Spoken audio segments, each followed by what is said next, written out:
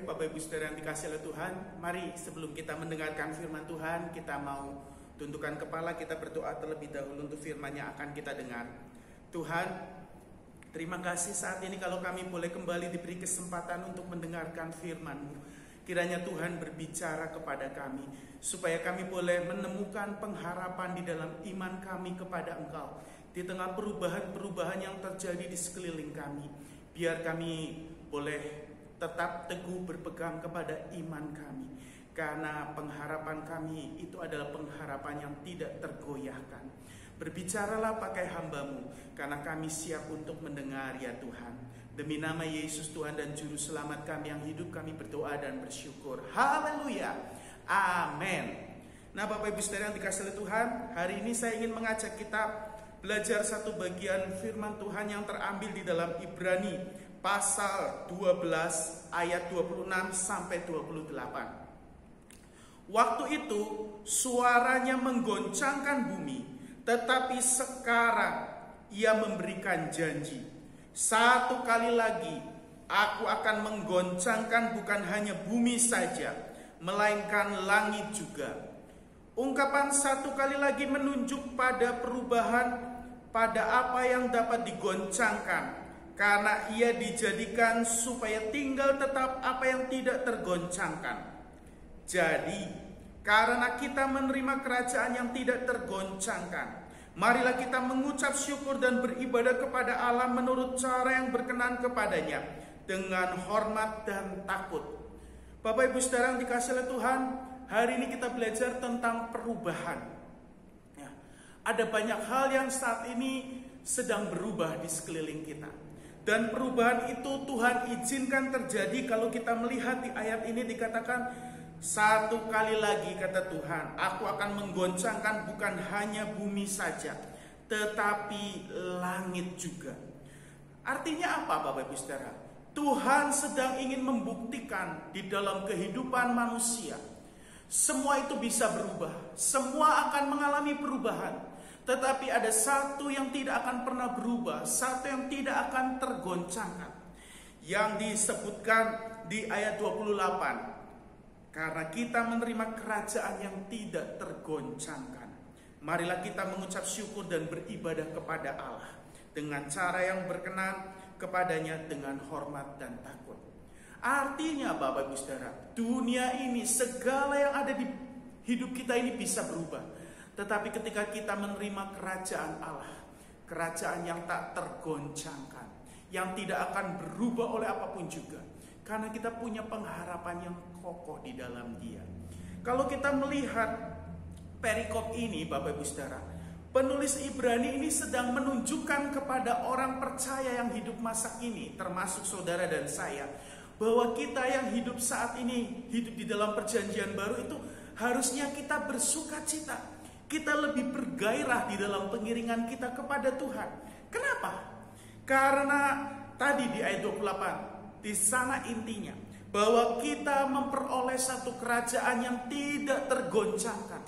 Ada sesuatu yang kita miliki yang menjadi pengharapan kita, bahwa kita punya sesuatu yang tidak akan tergoncangkan oleh apapun juga. Coba lihat di ayat 18 dan seterusnya. Penulis Ibrani membandingkan peristiwa ketika Musa menerima hukum Taurat di Gunung Sinai.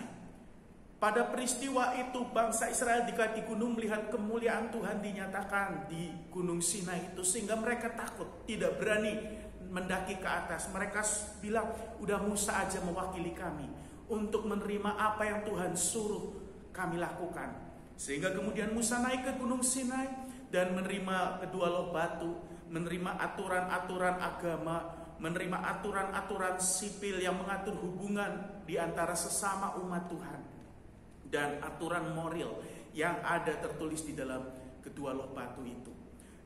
Dan itu, peristiwa itu menjadi peristiwa yang membuat orang Israel itu sangat menghormati Tuhannya. Mereka mengagumi Tuhannya. Nah, kita yang hidup di perjanjian baru, penulis Ibrani katakan bahwa kita datang kepada Allah yang hidup, kepada Yerusalem sorgawi, kepada Allah yang menghakimi semua orang, baik yang hidup maupun yang kepada roh-roh orang benar yang telah menjadi sempurna. Kita punya Allah yang kasihnya sudah dinyatakan lewat kehadiran Kristus Yesus. Dia adalah Allah yang menjadi pengharapan kita, kota benteng yang sejati. Apa yang dimaksudkan di perjanjian lama itu digenapi lewat kehidupan Kristus. Dialah kegenapan semua apa yang dinubuatkan oleh nabi-nabi perjanjian lama. Itu sebabnya seharusnya membuat kita semakin menaruh rasa hormat kagum kita kepada Tuhan. Sehingga ketika kita beribadah, seperti ayat 28 tadi katakan, mari kita beribadah dengan penuh ucapan syukur dan beribadah kepada Allah menurut cara yang berkenan kepadanya, dengan hormat dan takut. Artinya kita menghormati Dia sebagai mana layaknya. Dia yang adalah Tuhan, penguasa hidup kita, Dia yang berdaulat atas hidup kita. Mari tunjukkan rasa hormat kita dan tunjukkan rasa takut akan Tuhan dalam kehidupan kita. Ketika kita melakukan apapun juga, kita lakukan di dalam takut akan Tuhan. Kita ingat bahwa ada pribadi yang maha kudus yang senantiasa menyertai kehidupan saudara dan saya, sehingga di dalam melakukan apapun juga kita tetap melakukannya dengan menyadari bahwa ada Tuhan yang bersama dengan kita, sehingga kita tidak akan main-main dengan dosa. Kita tidak akan berkompromi dengan hal-hal yang tidak sesuai dengan kehendaknya. Nah, Bapak Ibu Saudara, kalau kita melihat di perjanjian lama, ketika orang melanggar kekudusan Tuhan, hukumannya langsung mati. Kita yang hidup sekarang ini penuh dengan kasih karunia. Tuhan masih memberi kesempatan untuk kita bisa balik lagi, untuk kita bisa memperbaiki kesalahan kita, pelanggaran kita. Pakai kesempatan itu dengan sebaik-baiknya. Tapi jangan terus-menerus tinggal di dalam dosa. Justru itu menjadi satu momen buat kita. Ayo kita memperbaiki diri kita hari lepas hari. Bukankah prinsip kekristenan adalah kita sudah ditebus, kita sudah menjadi orang-orang yang dibenarkan oleh Allah? Bukan berarti kita tidak pernah berbuat salah, tidak pernah jatuh di dalam dosa lagi. Mungkin ada saatnya kita lupa, kita jatuh di dalam kesalahan. Tetapi ingat, di dalam iman kekristenan ada yang namanya pengudusan. Kita harus membiarkan diri kita hari lepas hari dikuduskan lewat firman-Nya. Ketika kita membaca merenungkan firman, ketika kita mendengar firman Allah diberitakan, biarlah kita memiliki hati yang terbuka untuk firman itu memperbaharui kita, menguduskan hidup kita, sehingga kita diubahkan hari lepas hari sampai kita mencapai kekudusan yang dikehendaki oleh Allah, menjadi pribadi yang serupa dengan Kristus.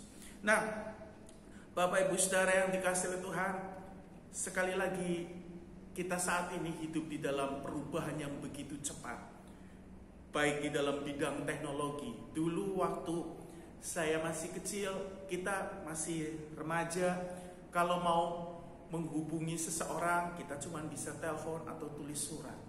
Berkembang ketika usia mulai pemuda remaja, muncul alat telekomunikasi yang bisa dibawa kemana-mana, handphone. Hanya dalam waktu berapa tahun kemudian muncul BBM. Dari BBM berubah ke Android. Terus sekarang berkembang terus. Sehingga sekarang di tengah perubahan yang begitu drastis karena adanya pandemi, kita walaupun dipisahkan oleh jarak, tapi kita bisa berkomunikasi tuh dengan orang-orang yang jauh, bisa saling menatap wajah lewat video call. Ketika mau dalam komunitas banyak bisa lewat aplikasi tertentu, ada Zoom, Google Meeting dan lain sebagainya. Itu perkembangan teknologi. Dunia pendidikan juga terus berkembang. Dulu apa yang kita pelajari yang kelihatannya buat kita sulit, sekarang di anak-anak tingkat dasar sudah diajarkan pelajaran yang dulu mungkin pelajaran kita kelas SMP, yang dulu kita pelajari di tingkat SMA, sekarang di SMP sudah diajarin. Ada sesuatu yang terus meningkat di dalam dunia pendidikan. Dunia bisnis juga mengalami perkembangan yang luar biasa. Orang dulu membangun bisnisnya dengan kemampuan negosiasi dan lain sebagainya. Tetapi sekarang apa yang dibangun sekian lama, ketika terjadinya pandemi itu mulai mengalami perubahan. Para pengusaha harus mulai berpikir bagaimana mereka bisa tetap survive, tetap bertahan hidup di tengah situasi yang seperti ini ketika mengalami social distancing dan physical distancing. Maka orang mulai berpikir tentang bisnis online, jual beli dilakukan secara online dan sebagainya. Kehidupan sosial dulu, untuk kita bisa memiliki relasi yang baik dengan teman-teman, kita harus meluangkan waktu untuk sering berkumpul bersama. Sekarang kita bisa menjalin komunikasi lewat gadget kita, media sosial yang ada, entah itu Facebook, WhatsApp, Line, aplikasi-aplikasi yang ada, Instagram dan lain sebagainya. Kita bisa lihat status teman-teman kita, ngajak mereka komunikasi, membangun kedekatan. Walaupun jauh di mata, tetapi dekat di dalam sentuhan jari kita, bukan? Dulu kita yang namanya kedekatan itu ketika kita bisa datang ke rumahnya, kita bisa main bareng, itu kita lagi membangun kedekatan. Sekarang kedekatan cukup dibangun lewat sentuhan jari kita.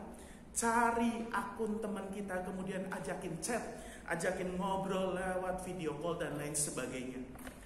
Itu perubahan-perubahan. Kehidupan spiritual juga sedang mengalami perubahan, Bapak Ibu Saudara.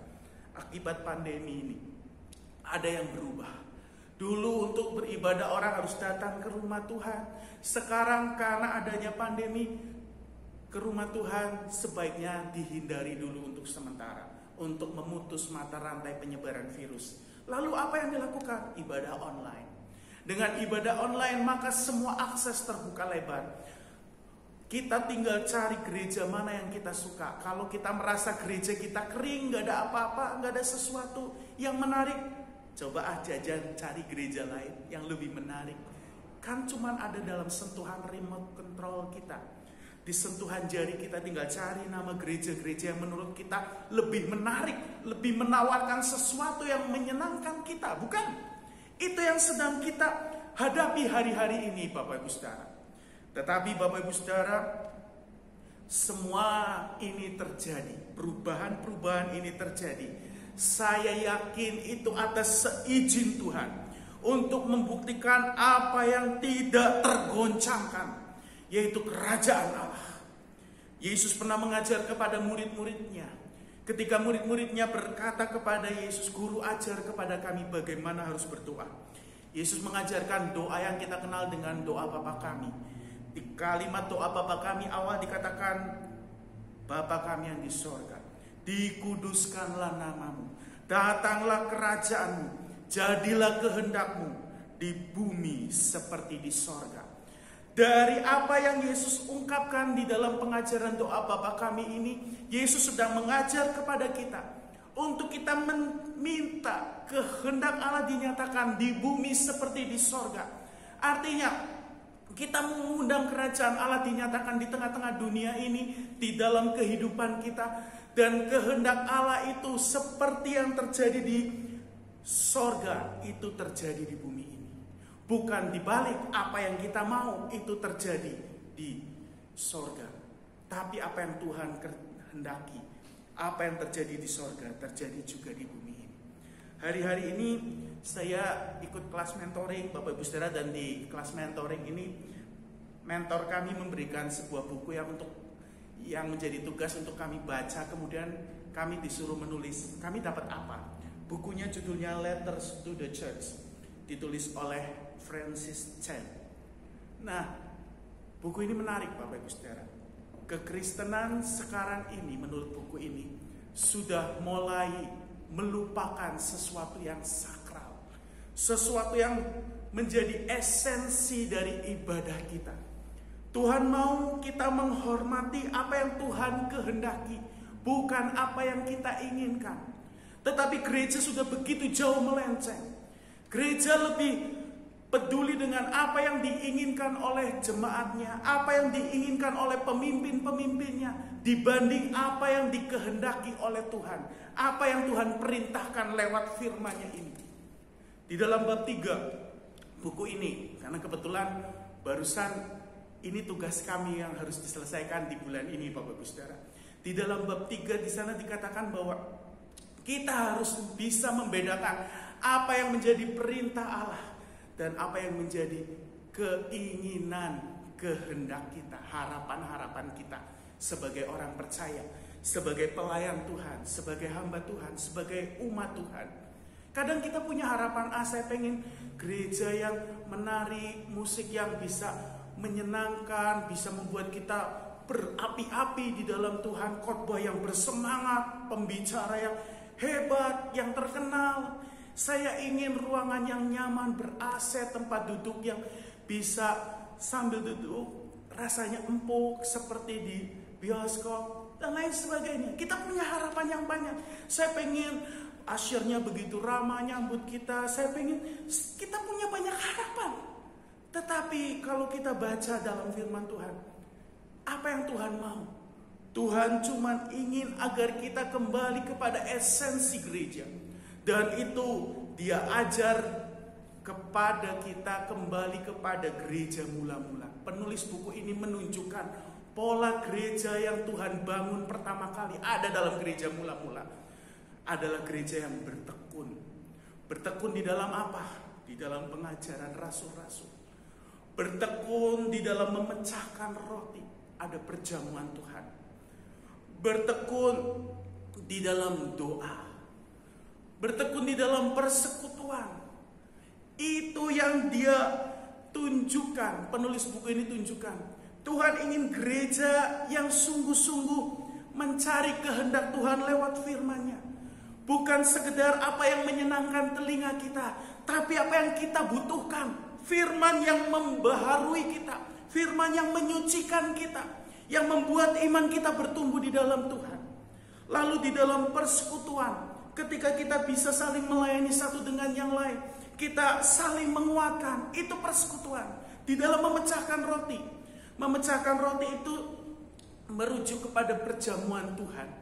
Ketika roti yang menjadi lambang tubuh Kristus dipecah-pecahkan, kemudian air anggur dibagikan, itu menjadi lambang dari pengorbanan Kristus. Itu bukan hanya bicara persekutuan kita dengan Kristus, tetapi persekutuan kita dengan sesama juga. Sebagaimana Kristus menyatakan kasih-Nya ketika tubuhnya dipecahkan, Dia juga ingin kita juga rela hidup kita dibagi dengan saudara-saudara kita. Relakah kita menyerahkan hidup kita untuk berbagi dengan saudara kita? Atau ketika ada saudara kita yang kekurangan, justru kita menutup mata, pura-pura tidak kenal, cuek. Bapak Ibu Saudara, Yesus mengasihi gerejanya sehingga Dia merelakan dirinya menjadi korban tebusan untuk saudara dan saya. Harusnya kita juga rela untuk berkorban buat saudara kita juga, yang untuknya Yesus sudah mati, sama seperti Yesus mati untuk saudara dan saya. Yohanes 3 ayat 16 kan bilang, karena begitu besar kasih Allah akan dunia ini, sehingga Ia mengaruniakan Anak-Nya yang tunggal, supaya setiap orang yang percaya kepada-Nya tidak binasa, tapi beroleh hidup yang kekal. Tetapi ada imbangannya di 1 Yohanes 3 ayat 16. Jadi kita juga harus saling mengasihi dan saling menyerahkan nyawa, sebagaimana Kristus sudah menyerahkan nyawanya untuk kita. Jadi Bapak Ibu Saudara, mari kita mau temukan esensi dari ibadah kita yang sesungguhnya. Bukan apa yang menyenangkan kita, tapi belajar menyenangkan hati Tuhan. Di dalam semua perubahan yang terjadi, mari temukan bahwa ada sesuatu yang tidak tergoncangkan ketika kita mendapatkan kerajaan Allah yang membawa kita kepada satu pengharapan. Kita punya kerajaan Allah yang tidak tergoncangkan, dan itu akan sampai kepada kekekalan sana, bukan hanya di dunia ini. Dan itu yang membuat kita bergairah, kita bersuka cita ketika kita datang kepada Tuhan. Ketika kita ibadah, itu datang dengan antusias. Kiranya Tuhan menolong saudara dan saya untuk kita boleh menjadi umat Tuhan yang punya gairah terus kepada Tuhan, belajar menyenangkan Tuhan lewat kehidupan kita. Karena kita punya kerajaan yang tak tergoncangkan. Di tengah perubahan yang terjadi, mari temukan esensi ibadah kita. Bagaimana kita menyenangkan Tuhan dan lakukan apa yang Dia inginkan. Sebelum kita akhiri dalam doa, saya ingin mengajak kita nyanyikan satu lagu terlebih dahulu, Bapak Ibu Saudara.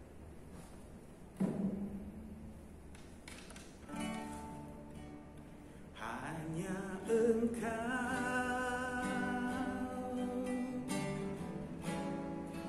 pribadi yang mengenal hatiku, tiada yang tersembunyi bagimu.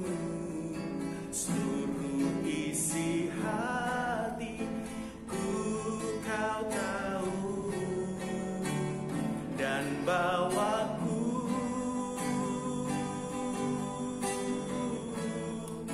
untuk lebih dekat lagi padamu,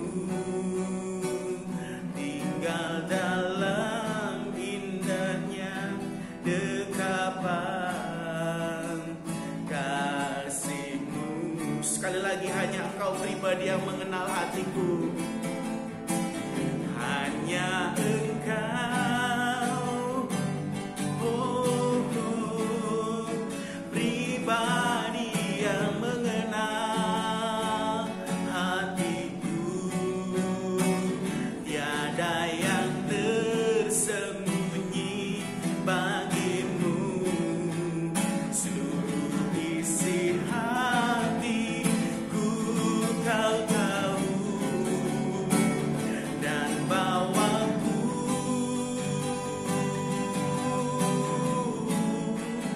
untuk lebih dekat lagi padamu, tinggal dalam indahnya dekapan kasih-Mu, tinggal dalam indahnya, tinggal dalam indahnya dekapan kasih-Mu. Terima kasih Tuhan, terima kasih untuk firman-Mu saat ini. Kami menyadari hidup kami sedang dibawa kepada perubahan-perubahan yang begitu cepat. Biarlah Tuhan kami menyadari bahwa hidup kami lebih dari setiap perubahan yang terjadi. Kami punya pengharapan yang pasti ketika kami mendapatkan kerajaan Allah yang tidak tergoncangkan oleh apapun juga. Dari itu sebabnya membuat kami dapat terus beribadah kepada Tuhan di dalam takut dan hormat akan Tuhan. Ajar kami untuk menemukan arti ibadah yang sesungguhnya di dalam Engkau. Bahwa kami harus melakukan apa yang Tuhan perintahkan. Menyenangkan hati Tuhan. Bukan sekedar memenuhi harapan-harapan kami.